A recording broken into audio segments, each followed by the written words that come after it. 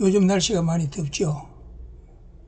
건강관리에 유의해야 하겠습니다. 오늘 강의 시작하겠습니다. 오늘은 감옥은 최고의 학교였다. 보디발의 아내의 유혹을 옷을 벗어버리고 도망하면서 벗어난 요셉은 강교하고 간악한 여인 보디발 아내의 무고로 강간 미수범이 되어 감옥에 들어갑니다. 누구에게 억울함을 호소할 곳이 없습니다. 요셉의 억울함을 들어줄 사람은 아무도 없습니다. 상황도 요셉에게 절대 불리합니다. 당시 집안에는 아무도 없었다. 요셉은 혈기방장한 청년이다. 이런 상황이 충분히 가능한 일이 되어집니다. 요셉은 주인의 아내를 강간하려 한 파렴치한 노예로 몰렸습니다. 요셉은 강간 미수범이 되어 애굽왕에게 죄를 지은 죄수들을 가둬놓은 감옥으로 들어갑니다. 짭범 감옥이 아니라 국사범 감옥입니다. 그 감옥이 시위대장 집에 있었습니다. 요셉은 억울하고 분하고 기가 찰노릇입니다. 요셉의 장래는 칠흑같이 캄캄한 어둠입니다. 하나님께서 요셉에게 큰 꿈을 주셨습니다. 11 형제들과 부모들까지 자신에게 경배하는 꿈을 2번씩이나 꿨습니다. 이것은 그냥 평범한 꿈이 아닙니다. 요셉의 미래를 보여주는 계시입니다. 그렇다면 요셉은 꿈이 보여주는 대로 최고의 정상을 향하여 한 계단씩 높아져야 하며 한 계단씩 올라가는 게 순리입니다. 그런데 지금까지 요셉의 행로는 그게 아니었습니다. 한 가정의 장남이 졸지에 노예로 떨어져 버립니다. 보디발 집에 노예로만 있었다면 그래도 나을 것인데 이제는 죄수가 되어 감옥으로 떨어져 버렸습니다. 천길 만길 나락으로 떨어졌습니다. 이제 죽음 외에는 내려갈 곳이 없습니다. 평생을 감옥에서 그 일생을 살아야 합니다.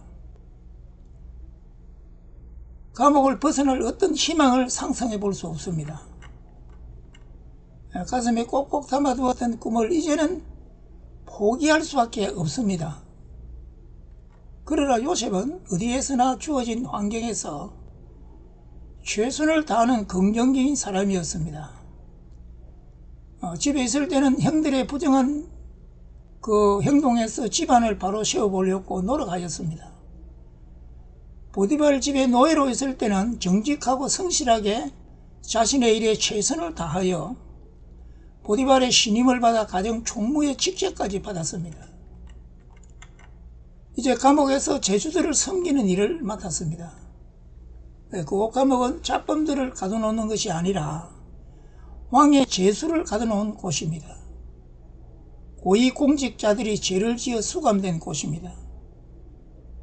그들은 학식과 경력이 높은 자들입니다. 국정을 맡아 수행하였던 자들입니다. 정치가들과 경제전문가들과 군사전문가들과 역사를 전공한 학자들, 국제 외교관을 지낸 자들이 잘못하여 수감된 감옥입니다. 요셉은 감옥에 수감된 왕의 죄수들에게서 다양한 학문을 배웠습니다. 역사를 전공한 자들에게서 애굽의 역사를 배우고 경제 관료를 지낸 자들에게서 경제를 배웠습니다. 정치를 배우고 문화를 배웠습니다. 교육에 대해서 배웠습니다. 감옥에 갇힌 왕의 죄수들은 할 일은 없고 심심하여서라도 요셉에게 자신들이 알고 있는 것들을 국정을 운영하면서 경험한 것들을 요셉에게 다 얘기해주고 가르쳤습니다. 요셉의 감옥 생활은 10여 년은 됩니다. 17세에 노예로 팔려와서 보디발의 집에서 노예로 몇 년을 지냈다고 한다면 30세에 석방되고 총리가 되었으니 10여 년 감옥에 있은 것이 됩니다. 절망적인 감옥 생활은 헛된 날들이 아니었습니다. 하나님께서 요셉을 애굽의 총리라는 고위직에 올리렸고 총리의 실력과 자격을 갖추게 하려고 왕의 제수를 가둬놓는 감옥으로 보낸 것입니다. 요셉은 감옥에서 절망하지 않고 하나님께서 그에게 주신 꿈을 포기하지 않았습니다. 그리고 열심히 학문을 배웠습니다. 바로의 꿈을 해몽하려 바로 앞에 섰을 때 즉석에서 바로의 꿈을 해몽해주고 그 자리에서 흉년을 대비하여야 하는 정책을 제시하였습니다. 국정 운영의 경험이 풍부한 경제관료 출신의 왕의 제수들에게서 경제를 배웠기 때문입니다.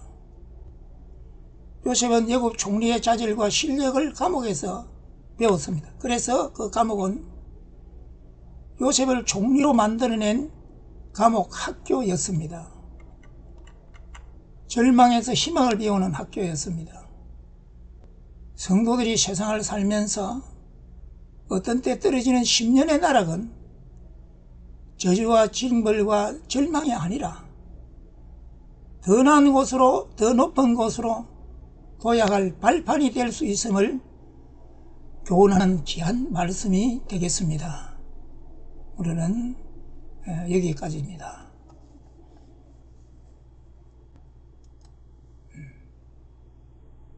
감사합니다.